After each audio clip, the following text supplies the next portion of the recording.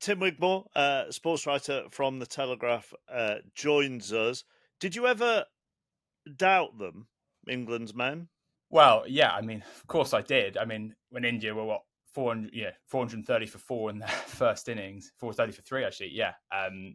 There were various points, actually. So India had these really terrible collapses in both innings. But it was interesting, actually, that, England chose to chase and they knew they'd probably face quite a big chase, but they've now been 7 victories in a row at Headingley by the side who's chased. So this kind of fits within a trend. So England knew what they were getting themselves into, and they thought probably they'd be chasing 250, 300, maybe not 370, but they thought they could do it. And then they ended up doing 370 with a little bit to spare, actually. I sort of like the bigger picture discussion here, which is it's the third Test match in history where all 4 innings have been 350 or more. It's England's second highest successful run chase. And throughout it all, you're never quite sure what's going to happen because of the way England are playing. Does it feel like a different sport now to a decade ago? Well, it feels like a different sport to 4 years ago. So in 2021, England had this philosophy of basically taking the shot off the new ball, batting in a very old school way, Mm. batting time, trying to bat for a day and a half and grinding away at like 2.8 and over, which was pretty grim to watch often. So from that, it feels so different.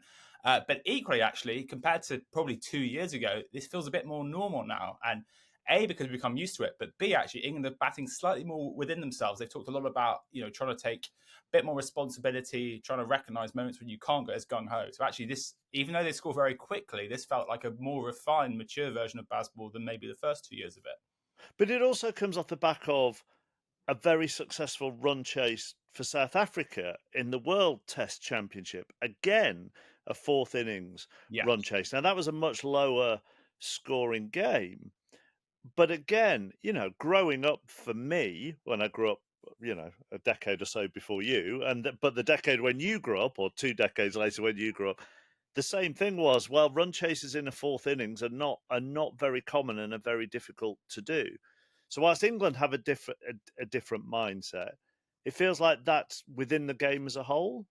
Yeah, that's right. So yeah, my piece today, I call it a golden age of fourth innings run chases, and you look throughout history basically until 2020, run chases are 250 or more. If there was a result, the chasing team only won in just over a quarter of matches. Now, since 2020, run chases over 250, they win 47% of time. So basically, it's 50-50.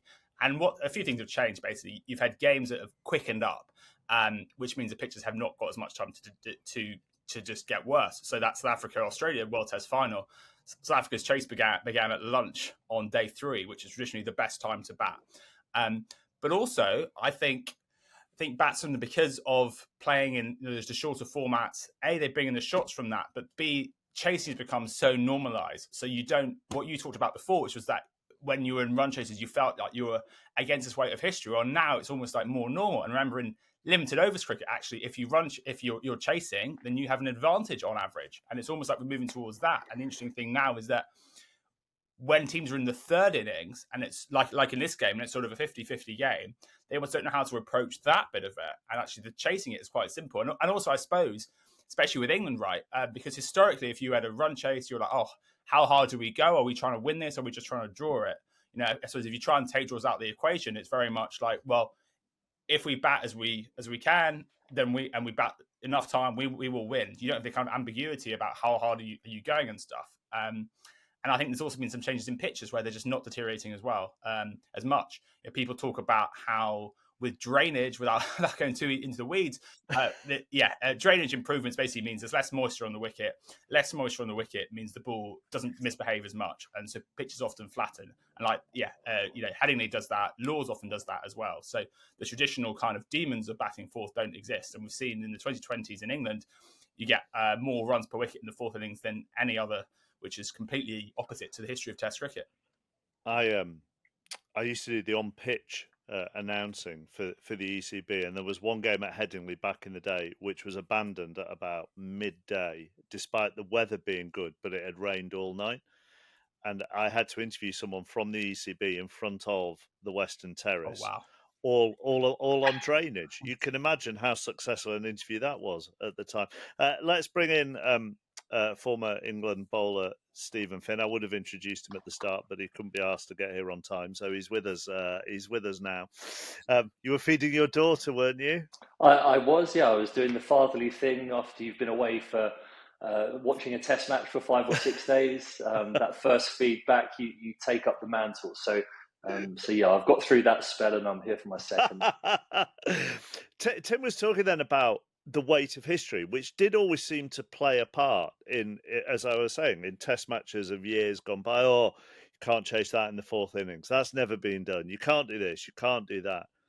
The weight of history, Stephen, appears to have gone out the window in a lot of cricket, not just Test cricket, in a lot of cricket. Yeah, I think modern cricket and the attitude towards modern cricket by batters in particular, I think, is just leading people to believe and understand what is actually possible. So, yeah, that in previous years, you'd look at a chase like that and you'd think, well, we'll just shut up shop and try and bat out the last day.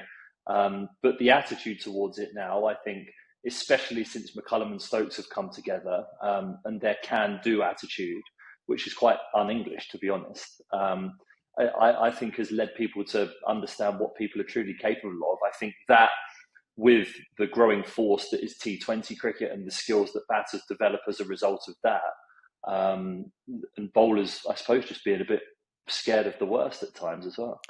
Well, that I suppose was going to be my follow up now. If you were a bowling in the fourth innings of a Test match, particularly against England, but there are other examples that you could give, I suppose, Stephen. You would have there'd be a real element of doubt there, wouldn't there, in what your plans would be and how you approach it, even when the run chase is 370. Yeah, what I am seeing is that I feel as though ground staff, especially in England, are leaving a lot more grass on the pitches to begin with.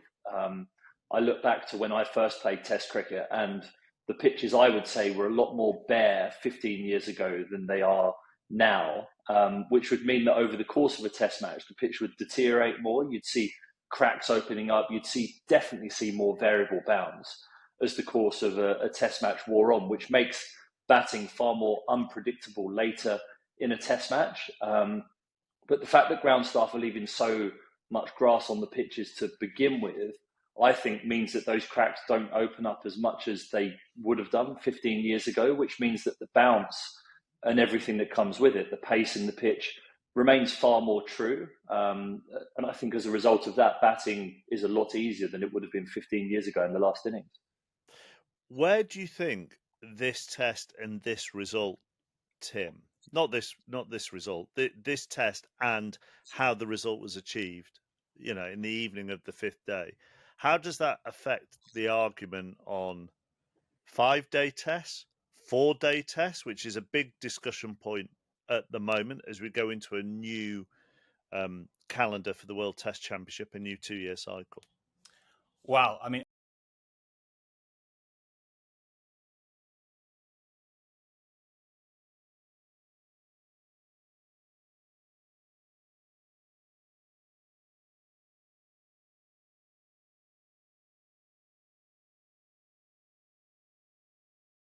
look, so I think in England we're pretty spoilt with Test cricket, but if you look around the world, in many countries it's struggling. And the other thing, in many countries they just play these 2-match series. So for me, when say New Zealand plays South Africa, that would be much better to be three tests of 4 days each than 2 times 5.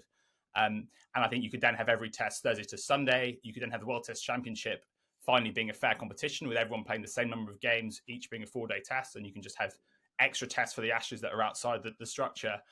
So for me, I think that would be a much better system. We're seeing fewer draws than we've ever seen before. I think we only had 2 in the whole of 2024. And I also think we can make the days a little bit longer. We could play in England. I think they should start at 10:30 and play till 1 as the opening session. You get an extra half hour each day. That's probably 30 overs over a 4-day match.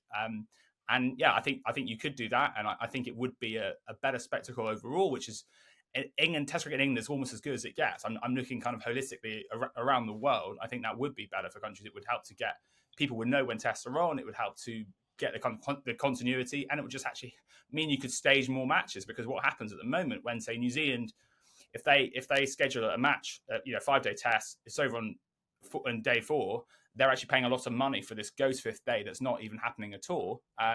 Which is money that they could have spent on another test match had each test been 4 days. So I would still be in favour of 4-day tests, but a great 5-day test is a very special thing, and we've just seen one of those. 4 days, 5 days, Finney?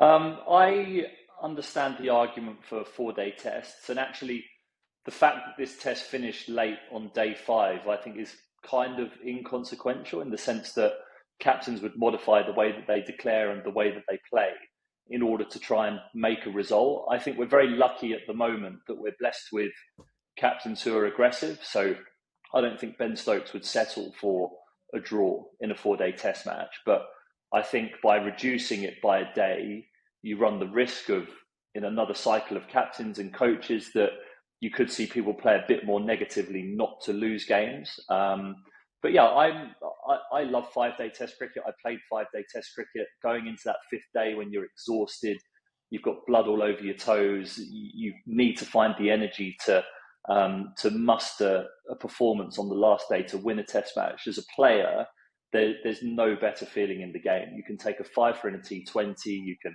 have a great performance in a 1-day international, but nothing tops that feeling sat in the dressing room after you've achieved something great on day 5 of the test. Is the reason why, as a player, I would still want the test to be 5 days. But from an administrative level, I understand the argument. Just back to this England team then very quickly. Best test batting lineup in world cricket with the best batter in all forms of cricket. Ben Duckett, would you both say? Finney first.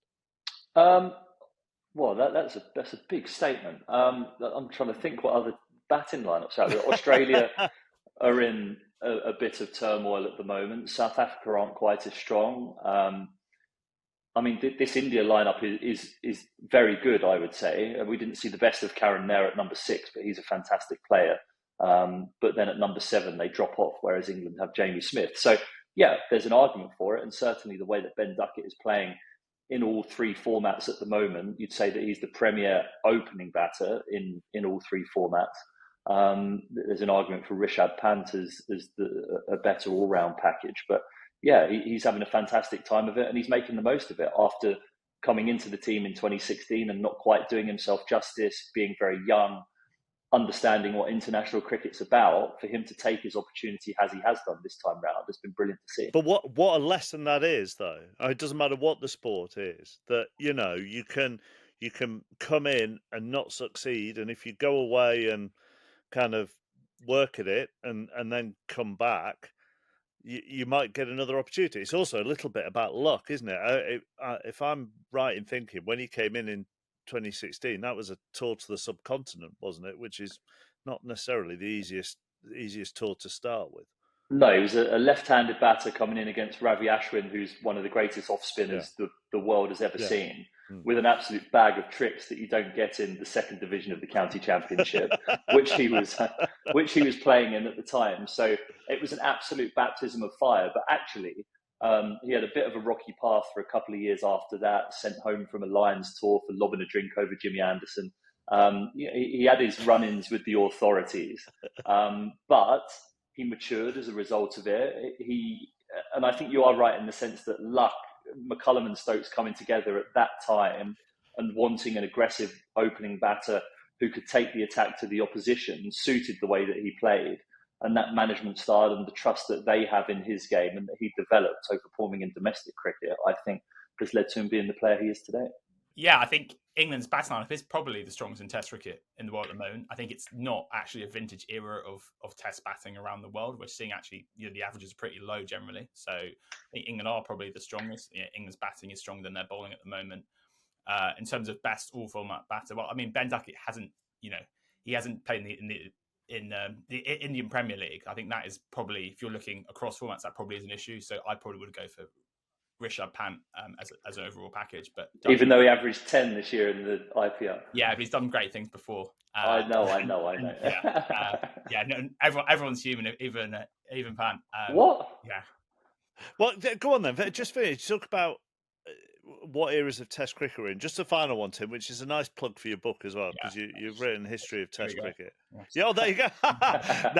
now there is a man with a book to plug that he's got it just under his camera to show it. Fan, yeah. Is it signed? No, but you can get it signed by me if you want. Do you what is this era for you? Where is this era at the moment then, finally? Well, I suppose the history of Test cricket in many ways is the history of worrying about the future of Test cricket. So the first reference I could find to the game's gone, basically players all play for money nowadays, not for the badge on the shirt. The first reference I could find was 1884.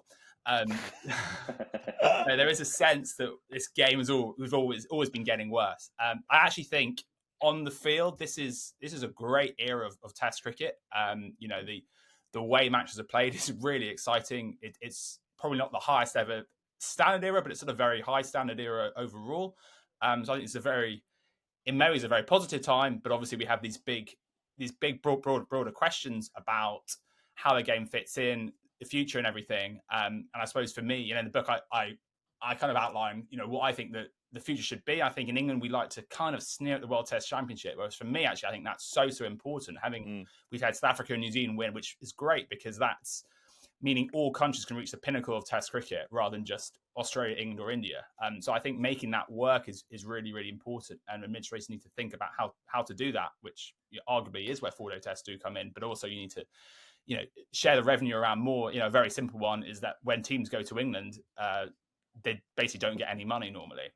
So when England go to West Indies and West Indies go to England in return is how it works. When England earn 15, 20 times more from hosting West Indies than West Indies earn from hosting England because the economies of the areas are so different. So that's something that needs to be rectified for Test cricket to have a viable future, because you need to, when you watch West Indies or New Zealand, you need to know you're watching their best players. That's a really, really important thing. And that's, there's plenty of interest in Test cricket. The format, the game itself is great, but it does need a bit more care. I think windows where you have, maybe 3 periods a year where there's no franchise cricket at all, so teams will be at full strength. I think that could be a really important part of the equation.